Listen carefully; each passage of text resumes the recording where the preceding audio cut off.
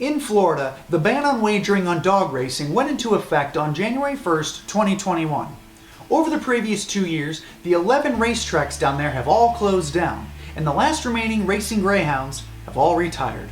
So in this episode of the Great Show of Greyhounds, the adoption organization that we foster for is getting in 30 Florida dogs.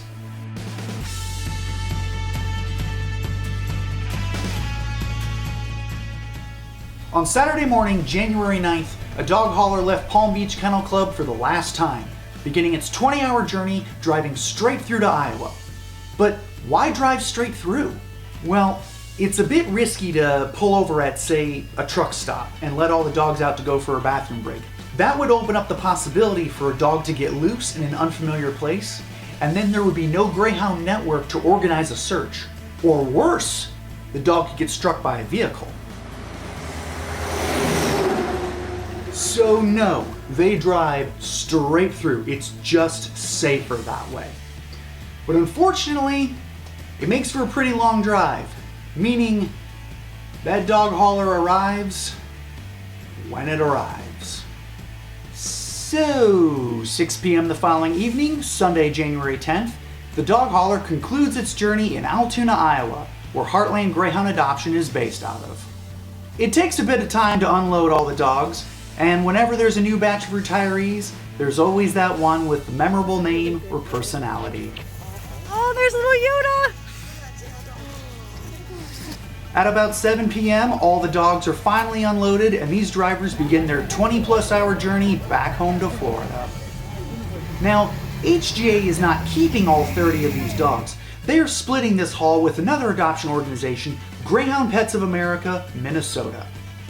Volunteers from both organizations are present and begin sorting through the whelping certificates to figure out who will be fostering each of these 30 dogs. And just as each Greyhound wears their muzzle to keep safe from each other, so we all wear our COVID-19 masks so that we can safely congregate in the warmth of this garage. These dogs are all from Florida and are just now experiencing winter for their very first time. And they're not exactly finding it desirable to stand outside in the cold on this frigid January evening. During this time, each dog is also introduced to a confident cat to assess their prey drive. If the dog is disinterested, then it is safe to go home with someone who has cats. Though, if the dog's ears perk up and will not break eye contact, well, then that one's gonna go home with someone who does not have any small animals. Once we figure out the 4 dogs that we are taking home, then we hit the road. We have an hour-and-a-half drive back to Cedar Rapids, where people are going to be meeting at our house to foster these dogs for us. We roll in around 9 p.m. and unload our 4 and let them run around the backyard with our own Greys for a bit. Our foster families arrive and we all chat and catch up briefly. Because of COVID-19, we haven't done our monthly meet and greets in almost a year and haven't seen each other in some time. But it's cold outside, it's late, and we all got work in the morning, so we don't stand around for too long. Eventually, everyone picks a dog and heads out. The whole process of retiring a Greyhound and getting them to an adoption organization who fosters and adopts them out usually involves a lot of people working together. And over the years, we've gotten to know breeders and kennel owners, as well as all the people who volunteer in our adoption network. And we develop friendships that go beyond the Greyhound connection. Many Greyhound adoption organizations have more people waiting to adopt than actually have dogs available, so most of these Florida dogs are already spoken for.